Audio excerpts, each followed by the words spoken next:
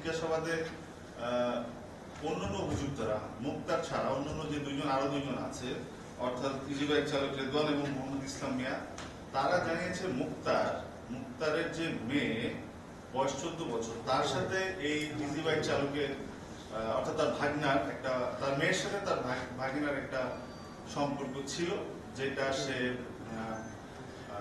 মেনে নিতে পারেনি। তো it is too early two comment, because আরো অধিকতর তদন্ত হবে, তারপরে আরো ডিটেলস জানবে।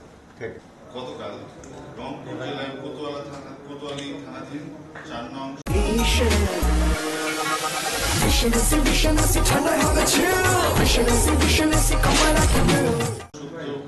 ইউনিয়নে একটি মুখপোড়া লাশ পাওয়া যায়। তো ঘটনাটি সবার মধ্যে ব্যাপক চাঞ্চল্য সৃষ্টি করে, যেহেতু এটি একটি ক্লুলেস হত্যা ছিল। তো পুলিশের পাশাপাশি র্যাবও ছায়া তদন্ত শুরু করে।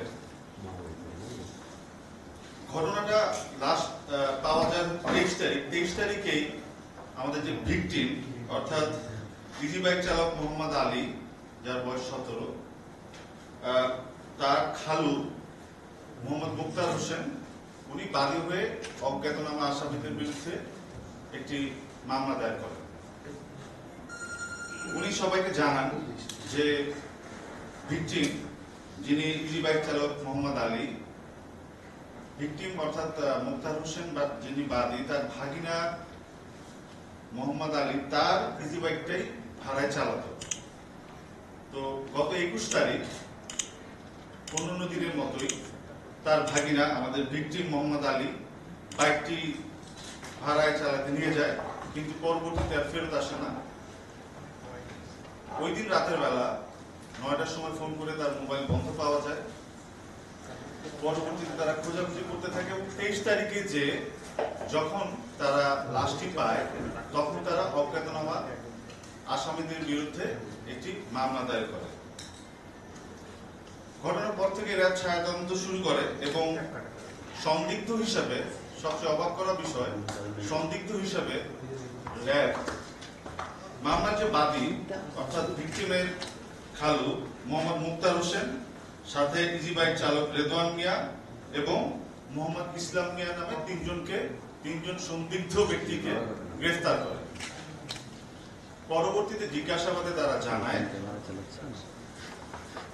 ইজি বাইক চালক রেদওয়ান মিয়া মোহাম্মদ মুক্তার হোসেনের পরামর্শে, অর্থাৎ বাদী যে খালু, তার পরামর্শেই ইজি বাইক চালক রেদওয়ান মিয়া 21 তারিখ বাইকটি ভাড়া নেয়।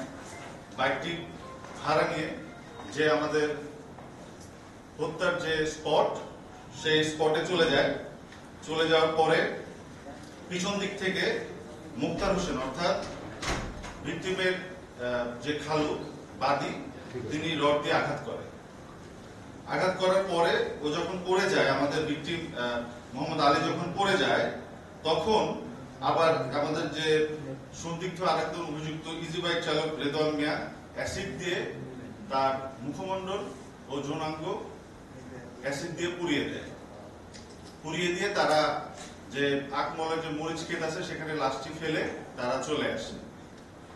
আমরা 3 জন আসামিকে, সন্দিগ্ধ ব্যক্তিকে এখন পর্যন্ত ধৃত করেছি। আমরা তাদেরকে পরবর্তী আরো অধিকতর তদন্তের জন্য যে সংশ্লিষ্ট থানা, সেই থানায় হ্যান্ড ওভার করে